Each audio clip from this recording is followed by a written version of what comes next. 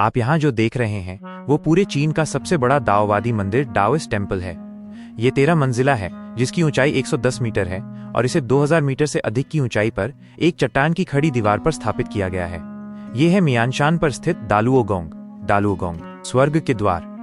कहा जाता है कि टैंग राजवंश के सम्राट ताइजोंग ली शिमीन की बहन ने कभी यहीं पर एक्साइयू सिंह आध्यात्मिक अभ्यास किया था।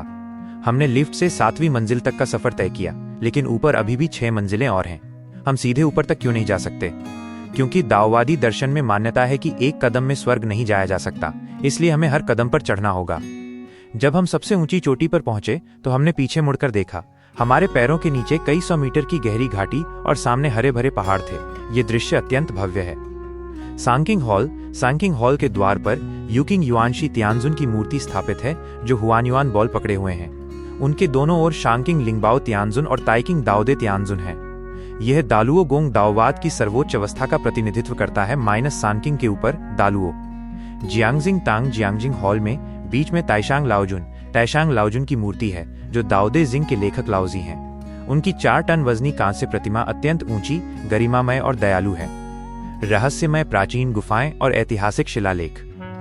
दालुओगोंग के बगल की चट्टान पर प्राचीन गुफाओं की एक श्रृंखला है, जैसे कि बीगू गुफा, बिगू केव, दाजुओ गुफा, डाजुओ केव, बिगवान गुफा, बिगवान केव, श्यूजेन गुफा, श्यूजेन केव।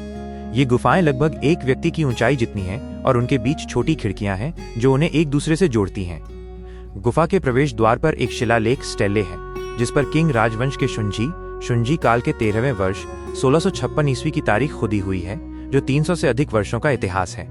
ये भारी पत्थर, जो आसपास की चट्टानों से अलग है, सदियों से एक रहस्य रहा है कि इसे पहाड़ पर कैसे लाया गया होगा, क्योंकि तब न कोई लिफ्ट थी और न ही कारें।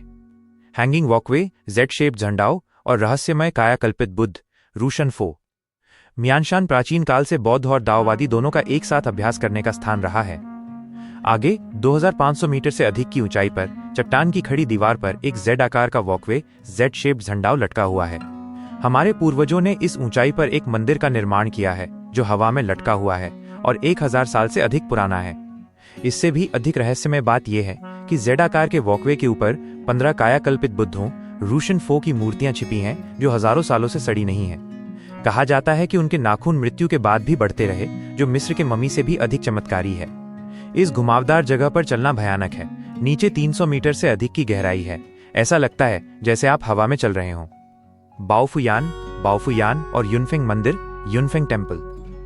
ऊपर जाने के रास्ते में बाओफुयान नामक स्थान आता है, जहां 182 मीटर चौड़ी एक विशाल चट्टान के नीचे एक प्राकृतिक बड़ी गुफा है। गुफा के मुहाने पर 1700 साल पुराना प्राचीन मंदिर है, जिसे युनफेंग मंदिर, युनफेंग टेम्पल कहा जाता है।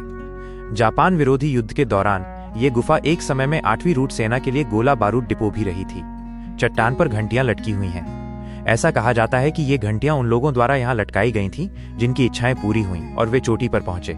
रस्सी से बंधकर हवा में लटककर उन्होंने ये घंटियां लगाईं। जब वॉकवे नहीं था तो 8वीं रूट सेना और ग्रामीण 2 मोटी लोहे की जंजीरों के सहारे ऊपर चढ़ते और उतरते थे। ये आज भी एक रहस्य है कि प्राचीन लोग इन जंजीरों को ऊपर कैसे लाए। 15 कायाकल्पित बुद्धों का चमत्कार। जेड आकार के वॉकवे को पार करने के बाद हम अंततः ऊपर पहुंचे।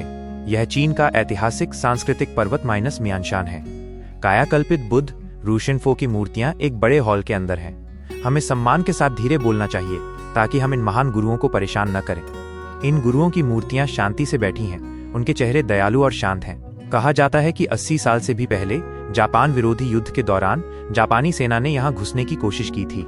मियानशान के भिक्षुओं और दाओवादियों को भागना पड़ा था, लेकिन सौभाग्य से पहाड़ ऊंचा था और रास्ता कठिन, इसलिए जापानी सेना ऊपर नहीं आ पाई और ये 12 कायाकल्पित बुद्धों की मूर्तियां आज तक सुरक्षित हैं।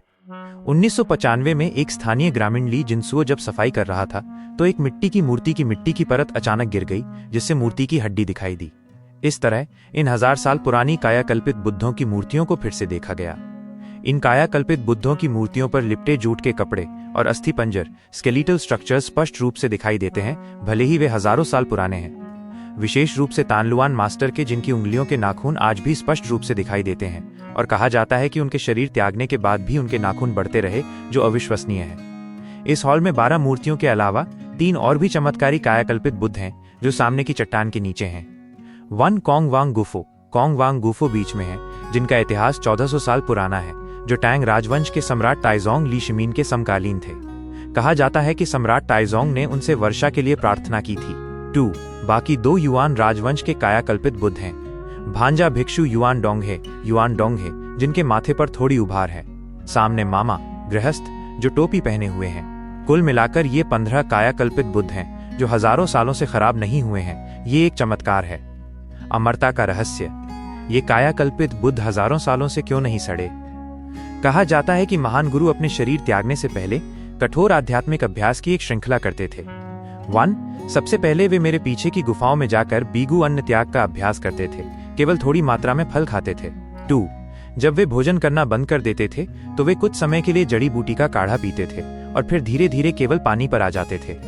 3. शरीर त्यागने के बाद नसबंदी, डिसइंफेक्शन और संरक्षण उपचार एंटीसेप्टिक ट्रीटमेंट भी किया जाता था और फिर उन्हें म्यानशान की ऊंची गुफाओं में रखा जाता था जो दक्षिण की ओर थीं और हवादार व सूखी थीं। इस प्रकार शरीर से नमी जल्दी सूख जाती थी और वे लंबे समय तक सड़े बिना रह पाते थे।